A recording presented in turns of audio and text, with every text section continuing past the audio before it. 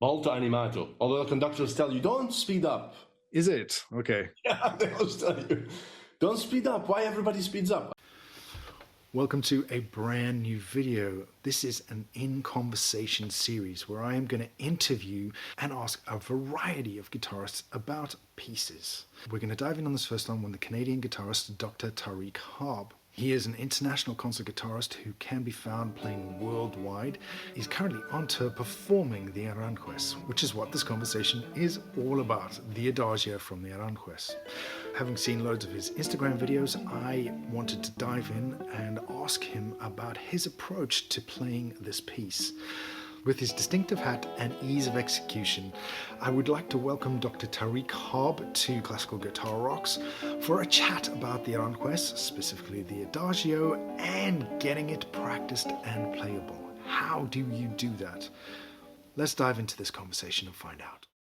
Thank you very much for your time, Dr. Harb. I really appreciate this. I would love to gain your insights into the Aranjuez. For you, thank you.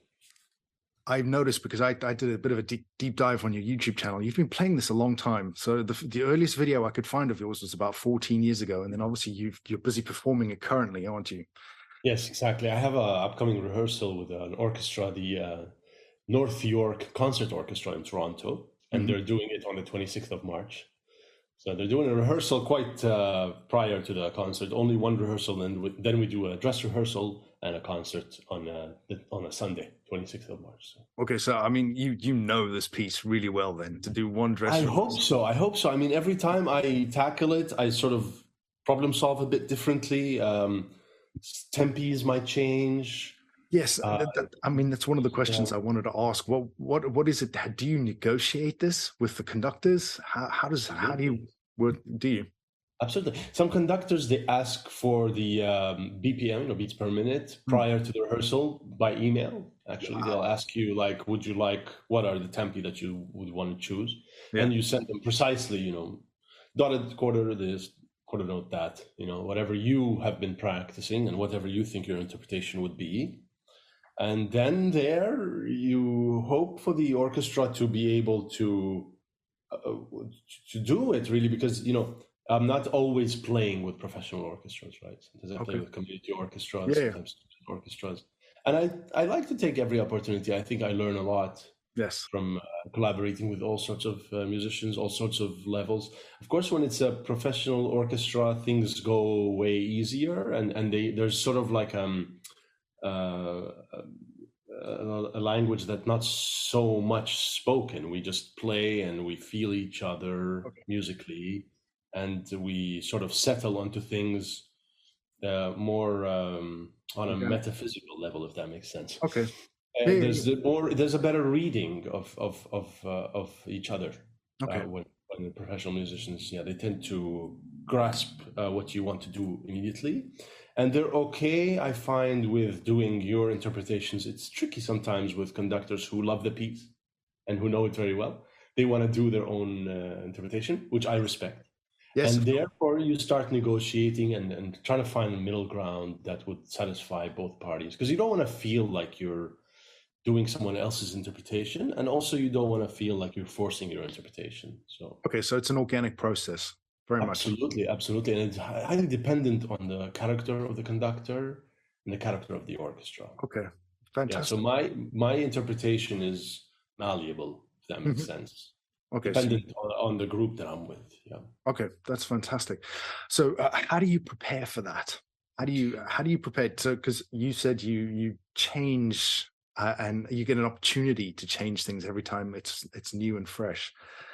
Like when I was younger, I used to play at the utmost limit of my technique. Okay. So I would prepare it at that tempo, that very high tempo, and go play it at that edge. And it's a very exciting performance when that happens. But it's very risky and quite stressful, actually, to always be at that edge of your ability. So now I try to aim for being able to play it, maybe 20-25% faster. Okay. And of course, practice it slower. And so the tempo that I choose is something that is comfortable, but also within the accepted tempi of the piece. Sure. Sure. You know what I mean? So I don't push myself to perform at that very edge of my ability anymore. So Your ability is quite your ability is quite high. I mean, you post a lot of videos, and like I said, I did do a deep dive, and I have seen your earlier videos where you were playing with the piano. I think you were still in college. Is that right? yes, exactly. I was in the Yes. university. Yeah, I was doing my doctorate at the time, and I remember I did a recital, like with a how do you say, like a piano accompaniment, right? Yes. And we did the whole piece, and I remember I did auditions for some concerto competition in Buffalo, and we had to do it with the piano first, and Yeah. it's different. The Yes, piano completely. is very It is different. completely different. Yeah, I mean, it's a It's different a very feel different too. feel. Absolutely, absolutely. The orchestra is, I can tell you, it's the best sort of medium of expression. The soloist with the orchestra, Yeah. it feels like you're an ant, leading an elephant or something. It's a bit surreal. That's fantastic. I can only imagine. I never got a chance to play this one with an orchestra, so it's it's one of those ones. It's the hardest thing is when I first ever when I played it, with orchestra the first time ever, it felt like everything's happening so fast. Yes. Like the rehearsal went by, so it was like 2 hours or something, and it went by like it felt like it was 5 minutes. And it's more demanding than what you think, because all the instruments are much louder than you are, and they all read very well off the page, so they can Yes. play the tempo right away. With the orchestra, it's a different kind of beast. You have to. Sorry to interrupt. Do you use amplification when you're playing with an orchestra? No. Absolutely, absolutely. You Okay. do need, just so you don't have to. First of all, you want to be heard properly. All the nuances that you do, Yes. even when the orchestra is playing with you, you still want to be not pushing too much into the instrument, and it's Okay. tough to find a balance usually with the engineers. But once you get it, it's actually quite comfortable, and you can be quite loud. Everybody can hear you. It depends how you place the speakers as well. Yeah. I would love to dive into the piece a little bit as well, if we could. Sure. Yes, of course. Of course. That's what we're here for, right? Yeah, completely. Grab some tips. So, from a learning point of view, obviously you've been playing this a long time now, and you're still learning and still doing things with it. Absolutely, absolutely. It's still always something that requires a lot of preparation. Yep. And something that you also try to put your heart into, because it's such beautiful music. You can't just sort of play it mechanically. I can't just depend on it mechanically. So a lot of times is sort of letting the music take over and just letting go in the moment, especially in those cadenzas. It gets pretty. You feel pretty transparent, as if you're naked on stage or something. Yeah, completely. You are naked on stage. I mean, it's your heart, isn't it? So you're wearing your heart on your sleeve. Absolutely. So from those first opening chords, when you play that first B minor chord, what are you aiming for? The top note? Are you aiming for a balance of notes? What is it that you're aiming for? Lush sound. Is it? Lush, seductive sound. Okay. That's what I aim for. Of course, you want the notes to be all clear, but you're not the melody here.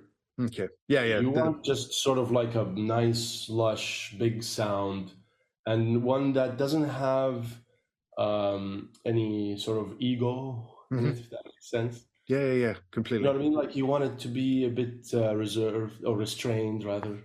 Yeah. Yet with that sort of calm confidence in the sound. So the thumbnail, the way you file it, the way you engage the thumbnail is extremely important. Just back to the thumb thing, so more like. Yes.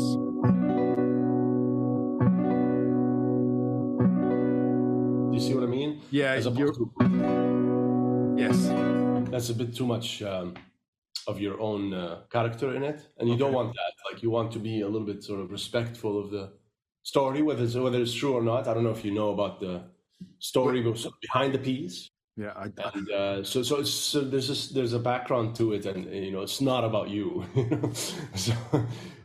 so that I think takes if you're doing too much your own thing,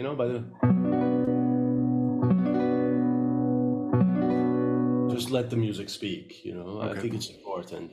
And And support it gives the a melody. nice, it gives a nice pulse. You have to follow the conductor, of Yes. course. And Okay. later on, when you do, that's boom.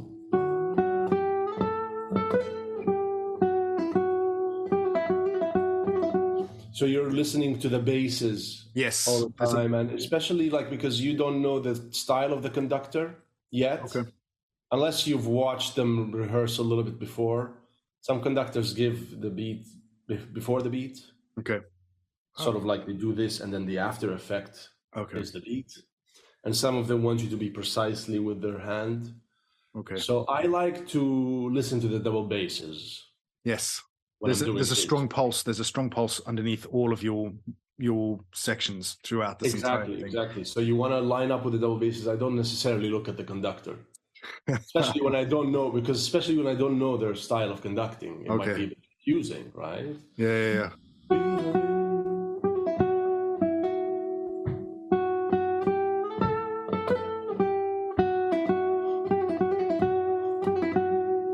Okay. Right. So that's what you want to stay with. Even if your interpretation is very free, you still want to find a way to align with the double basses. Absolutely. Yeah, and it pulls you in. It keeps you on track. Yes, exactly. So that can be challenging. Challenging. Not as easy as you think, because you come with some ideas, right? Yeah. Of course. You haven't come with the orchestra. Okay, I mean that helps as well. So I mean, from a practicing point of view, obviously, do you have the backing tracks, or do you have your own, or do you have that music minus one? There are several backing tracks available. Actually, there's the one from Music Minus One, which is very famous, and probably a lot of people use it. There's another one on YouTube, and there are probably others on YouTube, but I haven't dug deep enough. I don't like to practice with them too much because you get used to it. Okay. And then you think that the orchestra is going to do that, but not really. Okay. Don't forget your interpretation on how you want to do things too. Okay. So maybe if you're not familiar with playing with the backing track, do it, but don't overdo it, because then that will change your interpretation, and that'll give you an impression that it's going to be like that at the practice, but it won't be. Don't rely on it. Yeah, don't rely on it. Absolutely don't rely on it. Fantastic. Right. Can we dive into some technicalities? Now, I know you were a violinist along with a finance expert as well, which is quite. I won't say an expert, but a graduate. Yeah. I thought that was really interesting. But I know you played violin, and I know a lot of people that play violin that switch onto guitar. Fantastic with technique, because violin is always that much more challenging than guitar for your left hand. Absolutely. And so it makes the guitar intonation and the whole way you handle the instrument. Yeah. And even how you think about the neck and the hand, how they interact. Okay, interesting. How costs a lot not to touch the neck, Oh, really? In the guitar. Yeah. Taught a lot not to touch it here, right? Yes. Yeah. You don't do anything like this. Yes, the electric guitar. In violin, you do this all the time. You're feeling that. You're feeling the neck as you move. That's how you know where you are. Okay. And I do a lot of that with guitar. That's interesting. Okay, that's really, because that's your technique. There is more of an electric guitar technique. That an electric guitar. I would say more violin. I would say more violin. Yeah, because I'm like, fingers are curved and everything, but it's not. Yeah, it's not. Yeah. I can do it, but I don't like it. Okay.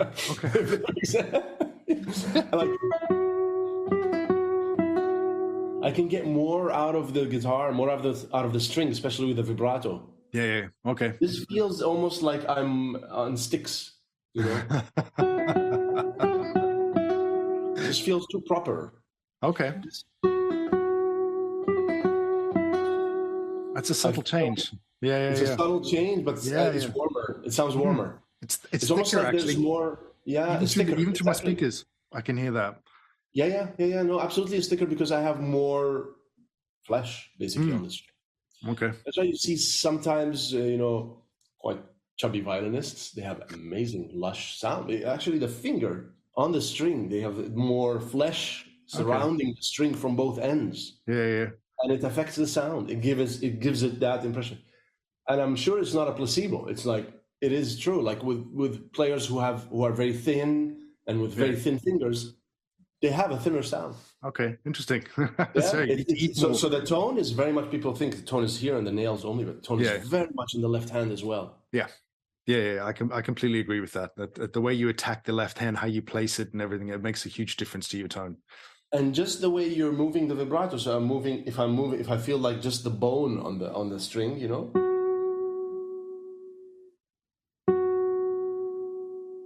I don't know if you hear that. There's just a little bit more warmth. There are a ton of links to Dr. Harb below, so if you want to find out his YouTube channel, his Instagram, and his website, he is online teaching out of Canada. If you're looking for a world-class teacher, this is the man to see up in the Northern Hemisphere. Let's dive back into this interesting conversation with Dr. Harb. Are you following a pulse when you're doing your vibrato? Are you following that bass pulse? Are you putting your vibrato into the tempo for the piece? A good question. Yeah, absolutely. You do need a different kind of vibrato for a different feel. Yeah. So for this vibrato, I wouldn't do that kind of vibrato, which sounds a bit hysterical for that part. Okay. Yeah. A little bit more lush, a little bit wider, as opposed to thinner and narrower. Okay. But with this lush melody, I'll keep it wide and quite not too fast. So I want to just dive into like the technical of the technical, the scales, because there's 3 scales. There's one short one, and then there's the 2 big ones. Sure. You're talking about sort of the second time the melody comes in G major? Yeah, I mean you've got a scale on 21, which is right, just after that. Right? Yeah.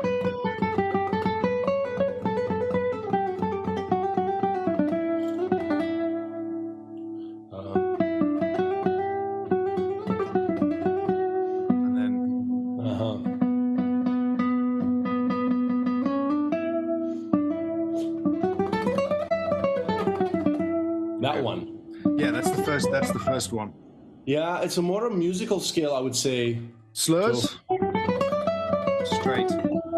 Just the first one I do, because I do start with I, and then M on the second string. And I choose the fingering so I keep the string crossing sort of positive string crossing, meaning that if I'm rising a string, I'm going to string cross I, M, and if I'm descending, I'm going to string cross M, I. Okay. Right, so I, M. See how it crossed there? Yeah. Now this one, I had no choice but to keep it there, so I'm crossing with I.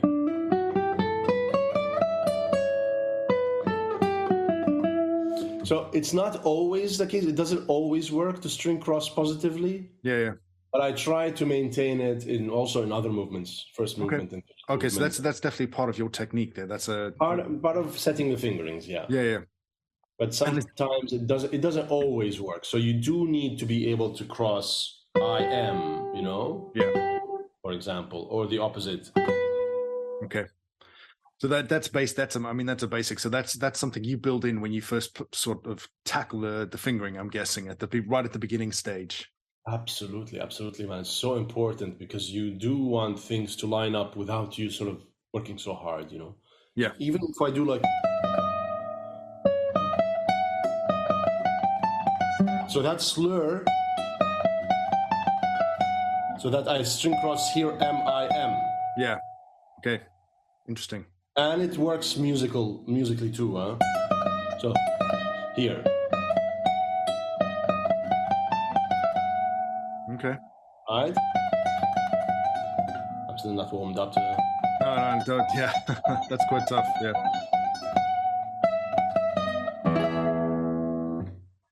Okay. Anyways, so that's... I hope that answers your question about string crossing. And you're talking about that one scale. Did you want to talk about it? I want to go into that what I consider the first cadenza, where we kick it off with this. So it's the ben marcato el canto. Yes. Okay. So now, interestingly enough, Williams cuts that first the bass notes. He only plays from the I think the E down. So he keeps the B on and then plays. So you play all 6 strings for those chords. So he does. Yeah, He skips over the 5th. He actually skips over the low E as well in some of it. And then plays the low E on the second one. Yeah. So he actually chooses some of the strings not to, so the low ones, he keeps the melody on longer. But That's interesting because you are keeping the melody sort of present while the chords are intertwined with the melody. Yeah. It's a good idea. I mean, I would do probably like play. Yeah. Somehow skip over the 5th. Yeah. If I want to do that. But I sort of keep it as what's written. Yeah.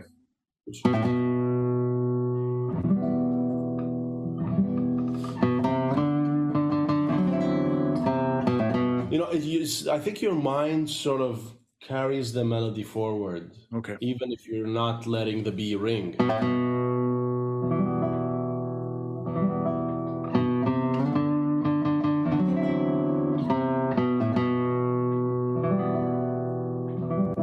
I like it. It's cool. Yeah. I like that idea. Yeah. Really nice.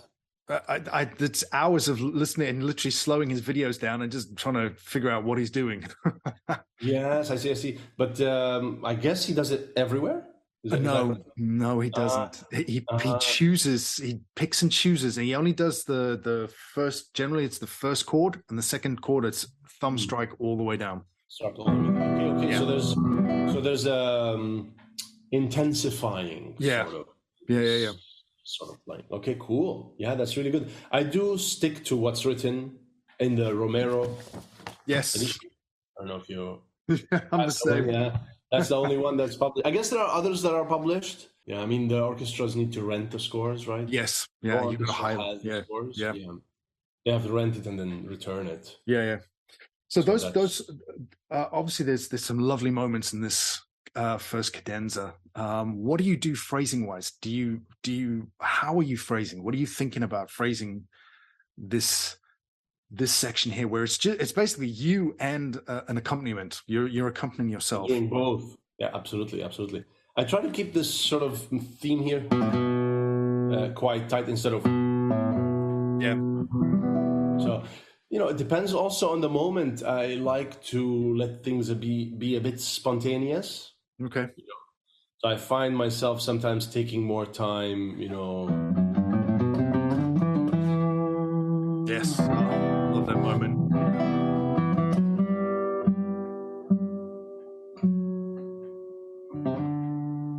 Because you do have that time. You're alone. Okay. Sometimes I take more time than I usually take in the practice room, but I try to stick to the subdivisions that are written. Okay, but that's an on-stage moment. Is that correct? Is that what you're saying? That's like, I'm feeling it today. I'm going to do it this way. Okay. Yeah, man. Yeah. Okay. That's the most beautiful thing of being an artist. Yeah. Is that you can be yourself completely on stage. Okay. At least for me, that's the one place that I completely can be myself. Nobody can say this, nobody can say that. They can say if they want, but I can be myself 100% on stage. And I think that's probably why I do what I do. Okay. Many times in society, you have to read people and read the situation and act a certain way or be a certain way for certain situations. But on stage, you can be 100% yourself and it'll be okay. Yeah. Because it's art. Yeah. As you're walking in the street, you're not making art really. You're integrating with society. Yeah. Different. Completely. On stage, you're an artist making an art out of the piece that you are performing. And you can completely be yourself, and you should completely be yourself. And that's, I guess that's why we do what we do. Is these moments of freedom. I looked at the videos and you play the scales, but you don't play the scales, if that makes sense. So you phrase them musically. Yes. The two big scales in this,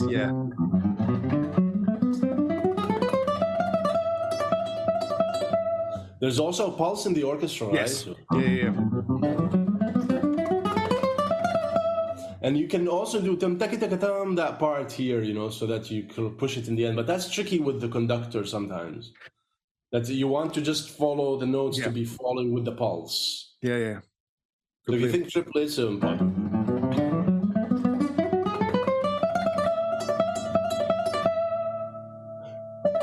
and that sort of lands on the beat, not right? Yeah. So that helps a lot. You want to make the life of the conductor easier.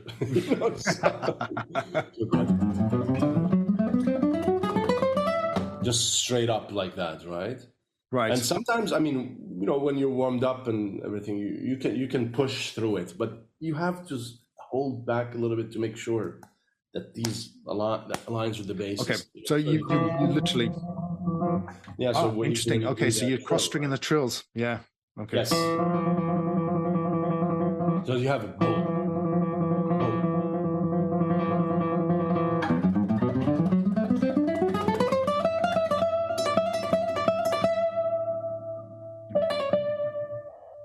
Right, and then the other one is a beat and a half after, so you have to sort of keep count as you do that, right? Okay. Whether you do the trill like that or whichever. Yeah. I try to do it like a cross string.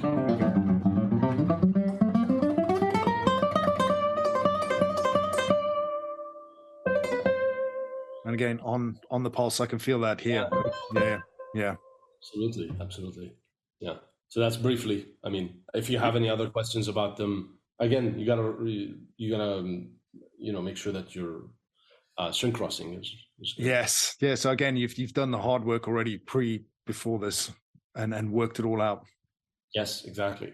Okay, I mean, I literally I think the biggest sort of technical issue for this piece is going to be the next cadenza and those chords. It's trying to get through the next bit and into those fantastic tenths. Yes, Molto Animato. Although the conductors tell you don't speed up. Is it? Okay. Yeah, they always tell you don't speed up. Why everybody speeds up? I tell them because it's Molto Animato, not just Animato. Molto Animato. Like, no, don't do it. I'm like, okay. Because they want a sense of sort of gradual rising of the intensity, you know. Yeah. It feels always, and it's true. I mean, I agree with them in that. Is that you feel that the climax gets sort of brushed over, you know. Yeah. You sort of just do that, you know, instead of.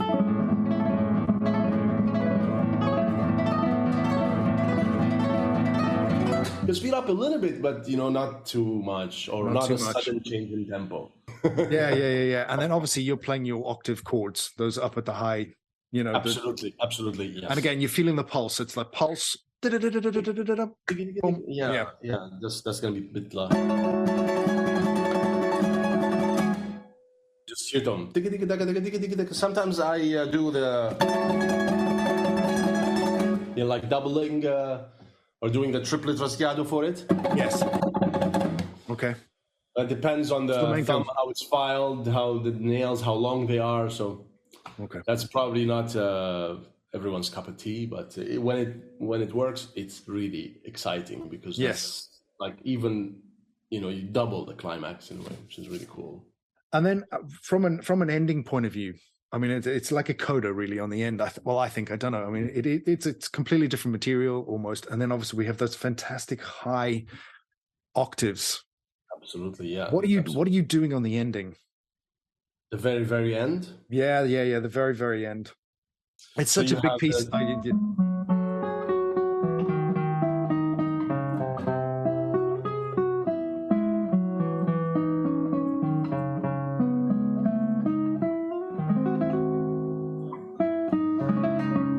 I take time there because the orchestra's done with their part.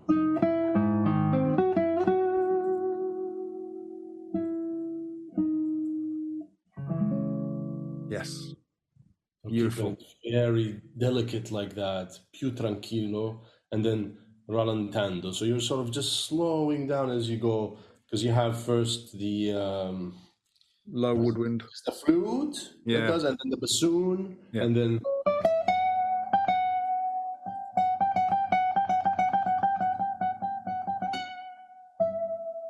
and then with the bass.